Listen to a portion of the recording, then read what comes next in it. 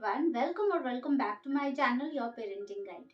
So in my last video I have already mentioned you कि मेरी first trimester की journey बहुत ज़्यादा स्मूथ रही है विद गॉड्स ग्रेस एंड वहाँ पे मैंने ये भी बताया था कि मैंने बहुत सारे टिप्स एंड ट्रिक्स पहले से फॉलो किया है जो मेरे इस जर्नी को और भी ज़्यादा इजी एंड स्मूथ किया है।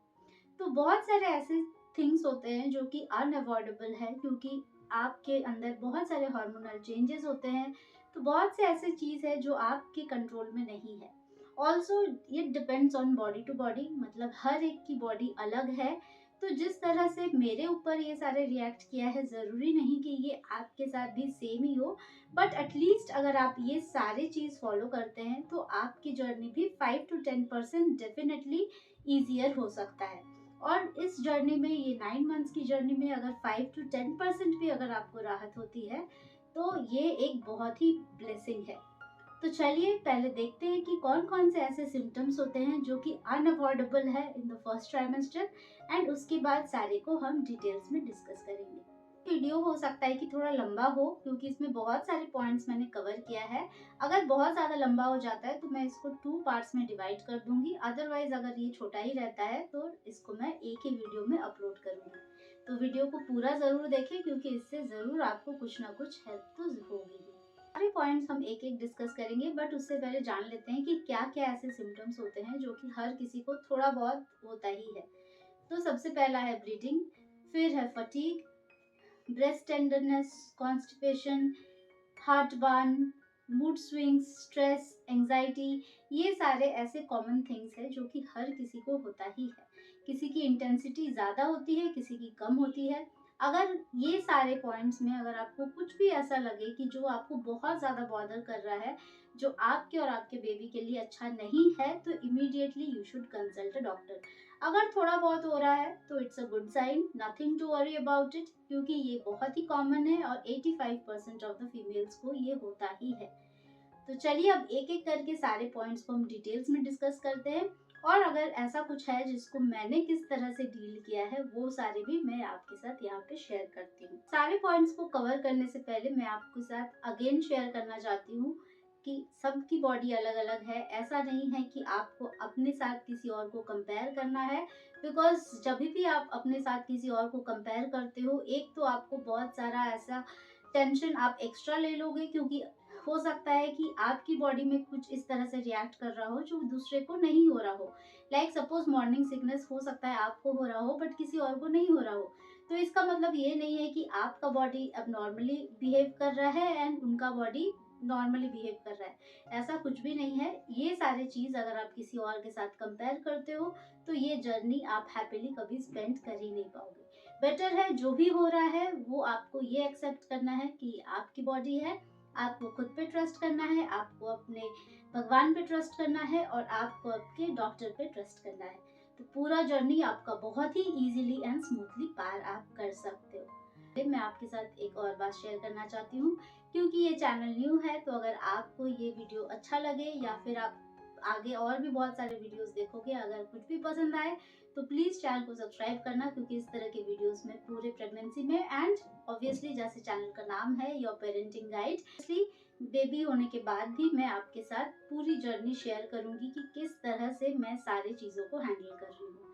बहुत सारे रिसर्च मैंने किया है as a first time mom, तो मैं चाहती हूँ कि आप भी इन सारी चीज़ों को थोड़ा सा ध्यान से, अपने लाइफस्टाइल को, अपने रूटीन को अगर आप चेंज करोगे तो आप भी सारी चीज़ बहुत इजीली एंड स्मूथली मैनेज कर सकते हो। तो चैनल को प्लीज़ सब्सक्राइब करना। कुछ भी आपकी क्वेरीज हो, कुछ भी आपको डाउट हो, कुछ भी आप बोलना चाहते हो, कुछ भी शेयर करना चाहते हो, वो सारे आप कमेंट सेक्शन में ज़रूर शेयर करना। तो अब चलिए देखते हैं कि कौन कौन से पॉइंट्स मैंने यहाँ पे कवर किया है और सारे को किस तरह से आप भी हैंडल कर सकते हो। फर्स्ट बात करते हैं ब्लीडिंग की। तो अगर ये ब्लीडिंग आपको स्पॉटिंग की तरह अगर दिख रहा है in your early pregnancy, like the first month of your pregnancy, तो आप इसको एक हेल्दी साइन मान सकते हो। लाइक आप इससे थोड़ा बहुत कंफर्म हो सकते हो कि आपने कंसीव कर लिया है। बट अगर ये आपको नहीं हो रहा है स्पॉटिंग या ब्लीडिंग, तो भी इट्स नॉर्मल। मुझे नहीं हुआ था तो इसलिए मुझे पता ही नहीं था, जब तक मैंने टेस्ट नहीं किया मुझे नहीं पता था कि मैंने कंसीव किया है।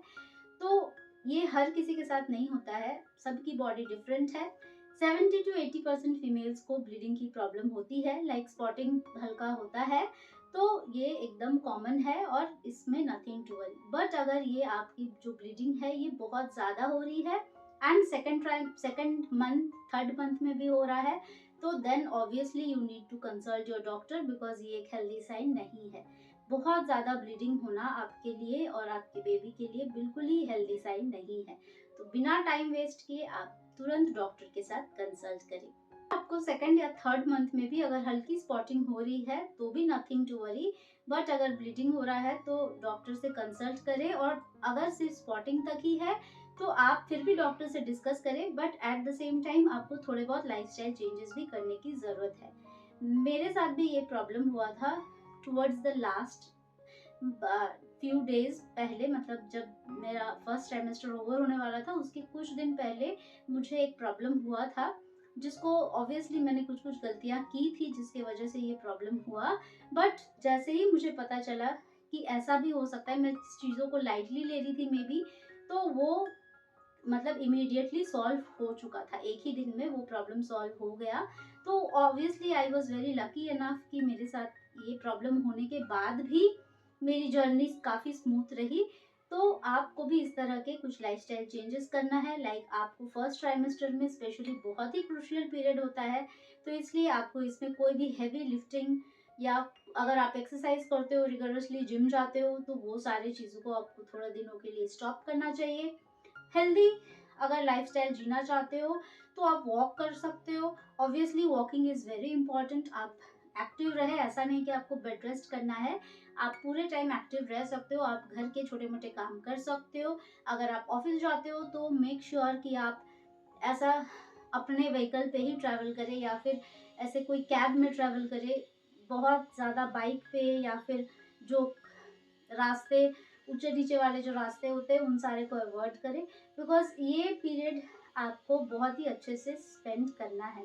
अगर ये 3 मंथ्स आप अच्छे से अपने बॉडी का केयर करते हो तो बहुत सारे रिस्क फ्यूचर के भी बहुत ही ज़्यादा आप लोअर डाउन कर सकते हो।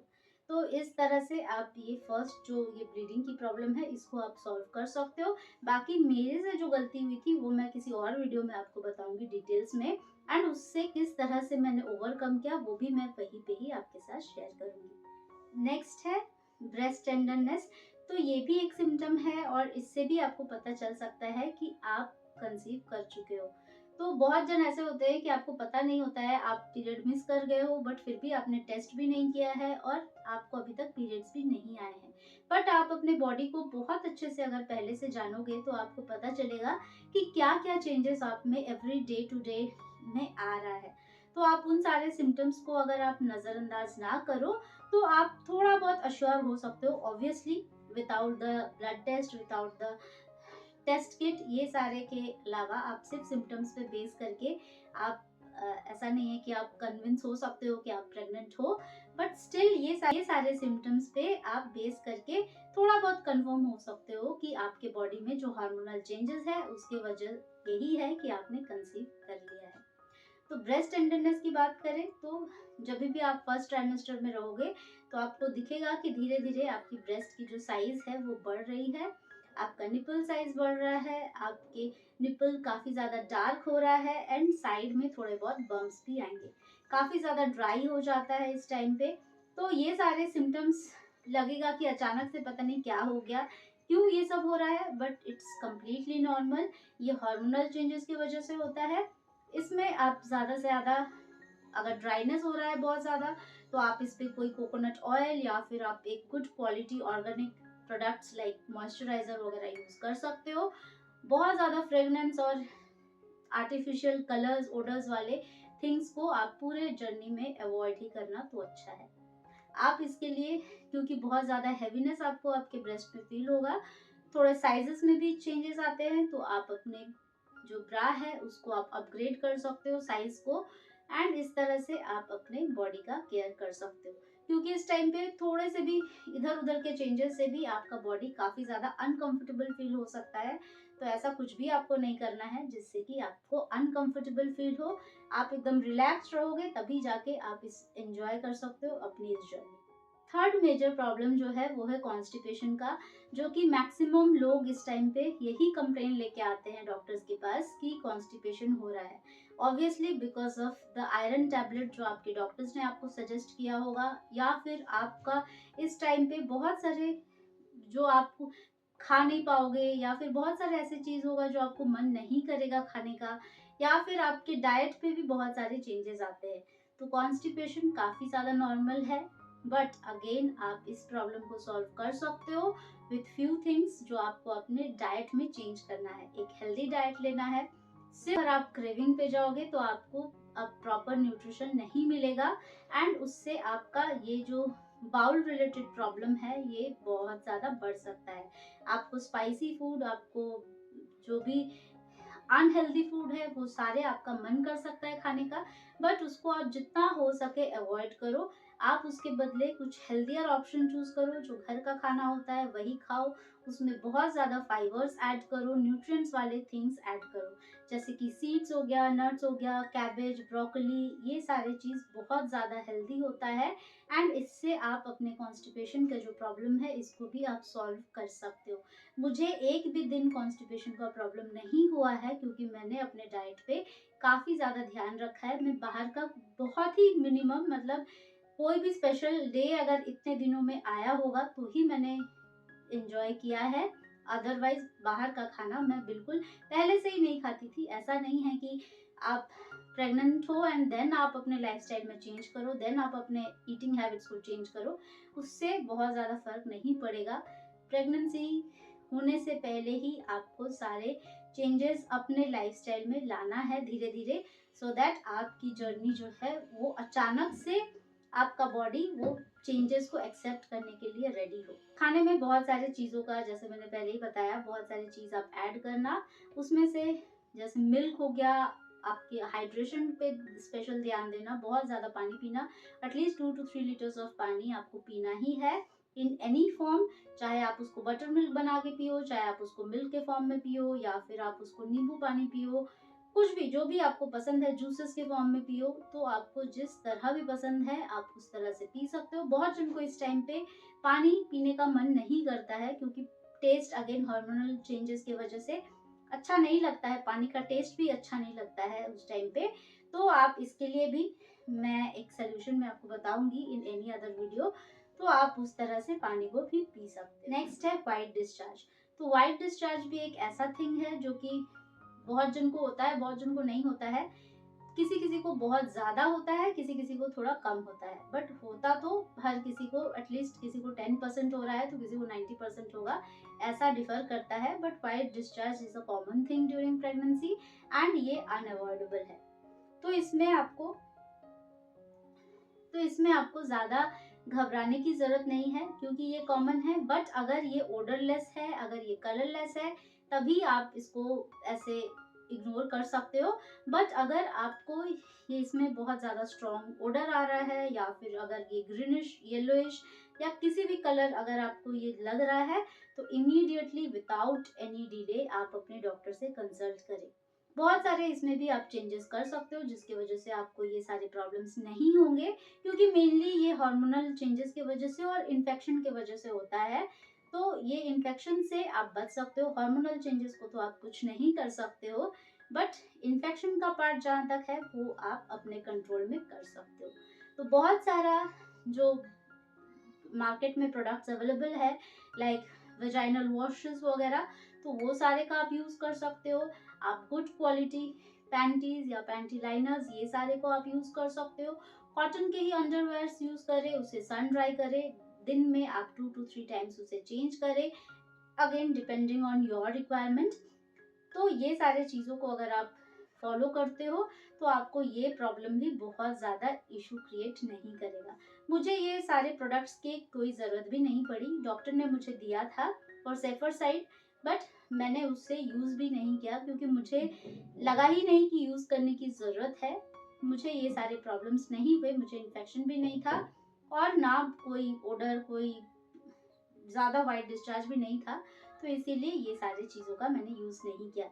जो नॉर्मल हम घर पे फॉलो करते हैं, सन ड्राई करो अपने अंडर गारमेंट्स को, आप अच्छे माइल्ड डिटर्जेंट के साथ उसे वॉश करो।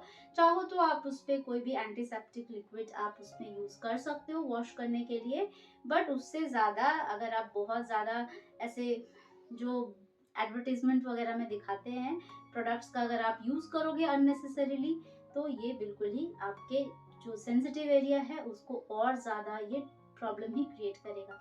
तो एज मच एज पॉसिबल जो आप इतने सालों से फॉलो करते हो हाइजीनिक रहने के लिए, तो आप वही सारी चीज़ों को फॉलो करना। आज इस वीडियो को यहीं तक रखते हैं क्योंकि वीडियो काफ़ी ज़्यादा लंबा हो जा रहा है। तो इसका जो नेक्स्ट पार्ट है, जो बाकी सारे पॉइंट्स मैं इसमें कवर करने वाली थी, वो मैं नेक्स्ट वीडियो में अपलोड कर दूंगी। पूरा वीडियो ज़रूर चेक करना सो दैट आपको भी इन सारे से हेल्पफुल हो। अगर अभी तक कुछ भी पसंद आया तो वीडियो को प्लीज़ एक लाइक कर देना। फ्रेंड्स एंड फैमिलीज के साथ भी शेयर करना, क्योंकि बहुत सारे न्यू मॉम या फिर जो प्रेगनेंसी प्लान कर रहे हैं, जो इस जर्नी पे है, उनको भी ये सारे से हेल्प होने वाला है। तो चलो मिलते हैं अगले वीडियो में, तब तक के लिए take care of yourself and your healthy baby.